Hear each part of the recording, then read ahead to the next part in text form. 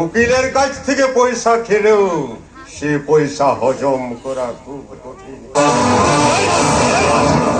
তোকে না বারণ করেছিলাম তুই আমার এখানে আসবি না? আমি কি করবো স্যার, ওই রঘুয়াকে হবিস করার জন্য 50,000 টাকায় কোথাও হয়েছিল, সে 6 মাস আগে মাত্র 10,000 টাকা দিয়েছি। তাতে কি হয়েছে রে? বাকিটা তো পেয়ে যাবি, তার জন্য এত তাড়া দিচ্ছিস কেন? শ্যামপুরে আমি 5 বিঘা জমি বায়না করেছি, তারা রোজ টাকা দিচ্ছে। সে কি রে গনসা, তুই আজকাল ওই খুন জখম ছেড়ে দিয়ে এখন তুই ওই চাষবাস করছিস? পারলে করলে একদিন তো করতেই হবে স্যার, আরে মোস্তানি করে তো সারা জীবন কাটবে না। বাবা বাবা, তুই হঠাৎ ধম্মকালের মতো কথাবার্তা শুরু করলি কেন রে?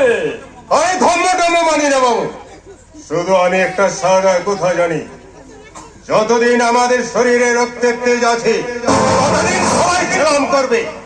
আর বয়স বাড়লে পুলিশ পাবলিক দুপক্ষে পেছনে লাথি মারবে স্যার।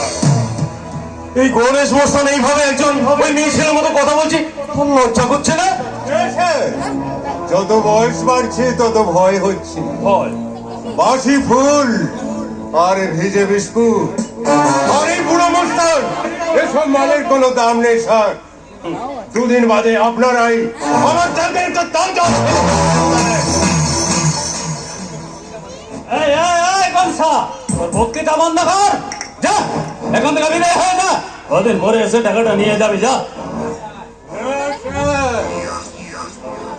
বাড়ি বই যখন এসেছি তখন টাকা না নিয়ে আমি কিছুতেই যাবো না।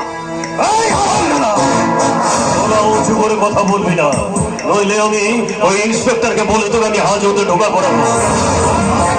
ঢুকেছি স্যার, আবার আমি বের হয়ে এসেছি, এবার আর একা একা যাবো না, সব কথা ফাঁস করে দিয়েই তুই একজন ভদ্রলোককে আমি সঙ্গে নিয়ে যাবো।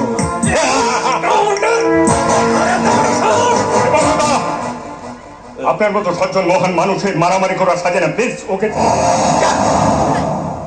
আজ তোকে ছেড়ে দিলাম, আর তার যদি আমাদের বাড়িতে এসে মাথা উঁচু করে কথা বলিস, টাকা না পেলে বলতেই হবে দেবুদা, আপনাকে আমি 1 সপ্তাহ টাইম দিয়ে গেলাম, এর মধ্যে যদি টাকা না পাই তাহলে তাহলে কি করবি রে? কি করবি? কি করবো তা জানি না, একটা খুন করলে যদি ফাঁসি হয় তাহলে 2 লাখ এলেও একটু বেশি হবে না।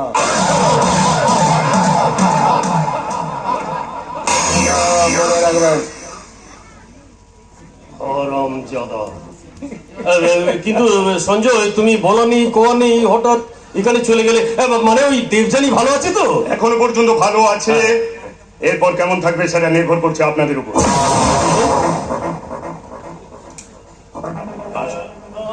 আমি তো কিছুই বুঝতে পারছি না সঞ্জয়। মানে মানে আমি বলছিলাম ব্যবসা বাণিজ্য আমরা একটু গাঁটছাট পড়ে গেছি, তাই দাদা আপনাদের কাছে পাঠালেন কিছু টাকার জন্য। টাকা? সে কি? এই তো এই কিছুক্ষণ আগে আমার সাথে ওই টেলিফোনে কথা হলো, সন্দীপের কথা হলো, টাকা পয়সা সম্বন্ধে তো সে কিছু বলেনি। তাহলে ধরুন আমি বলছি, এই মুহূর্তে আমার 1 লাখ টাকার খুব দরকার। তো আমাদের পক্ষে একটা টাকা দেওয়া সম্ভব নয় সঞ্জয়। বাবা বাবা বাবা